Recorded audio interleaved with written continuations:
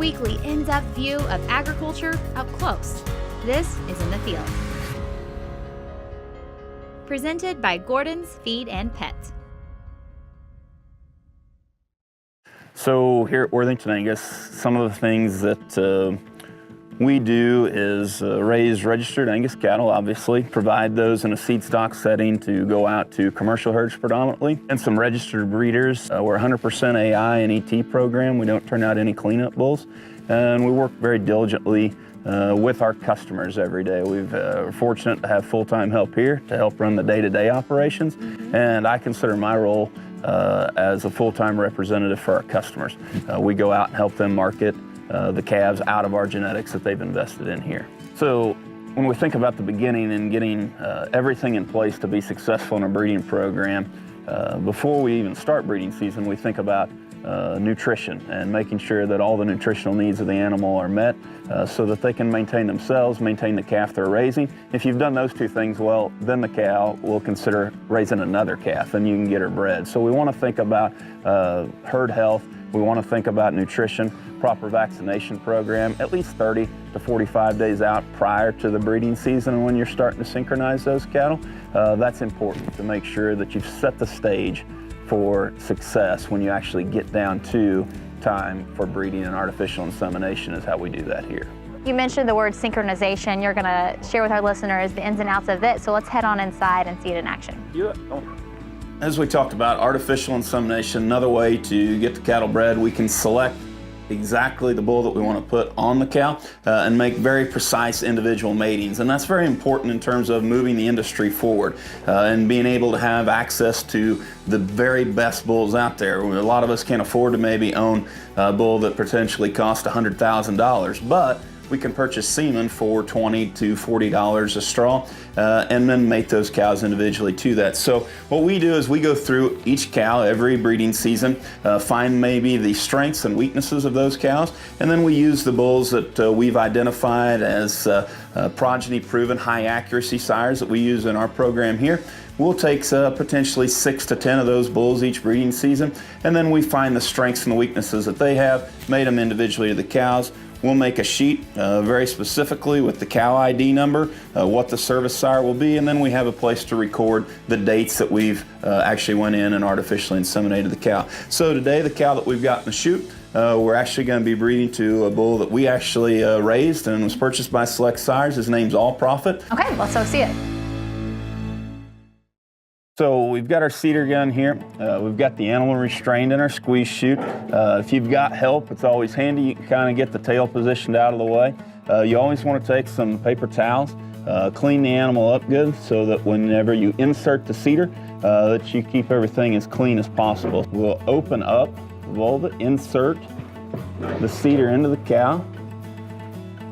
Then we'll just use the cedar gun to release. That cedar that we had that when the wings folded up inside the gun, once we release it and push it out, they open back up and then they stay. It leaves you with this little cord stuck out. So now at the end of the 7-day protocol, we'll bring the animal back into the chute and we can just simply grab the cord, pull that cedar out. So we just have a semen tank here. This semen tank's full of liquid nitrogen, keeps the semen at a very cool temperature. You can store that semen for decades, frankly. We've got individual canisters within those. We've got it ID'd on our sheet where that is. Today that's in canister number 1. So we'll just search down through here, find our All Profit semen.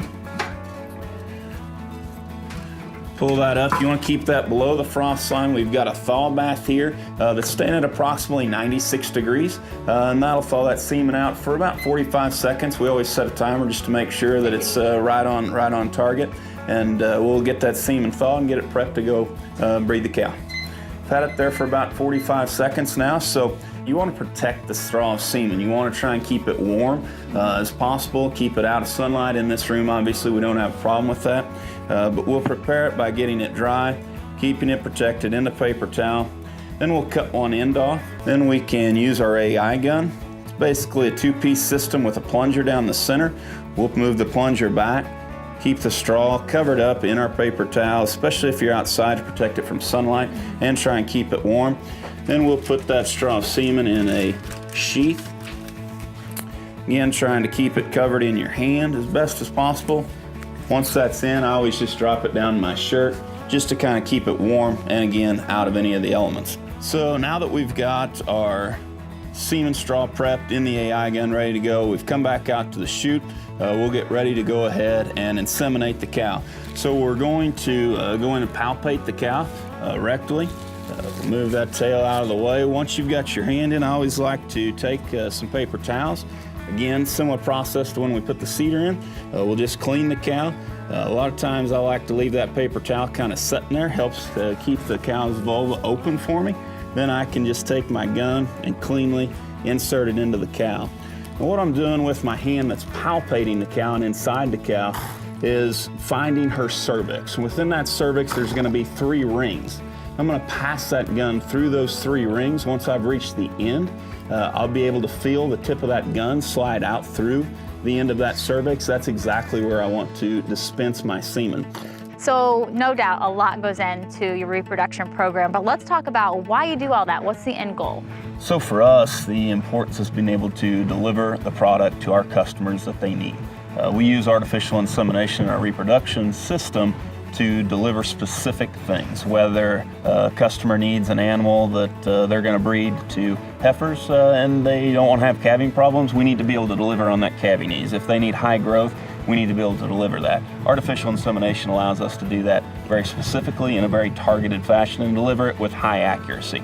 And so ultimately what we get down to is the end product. So here we've got a couple steaks, a prime steak and a low choice steak. Genetics is how we actually get this. This isn't something that we just magically make, a steak that's prime that you want to go to a really nice steakhouse and get, or special time where you're grilling out with the family. It doesn't just magically happen. It starts when you're genetically selecting those in your reproduction system. And sometimes we don't think about that down the road, but this is ultimately the end product that everybody's after. This is what we work really hard at Worthington Angus, is to deliver a product to our customers so they can go out and produce this kind of steak, because ultimately that's where there's more money.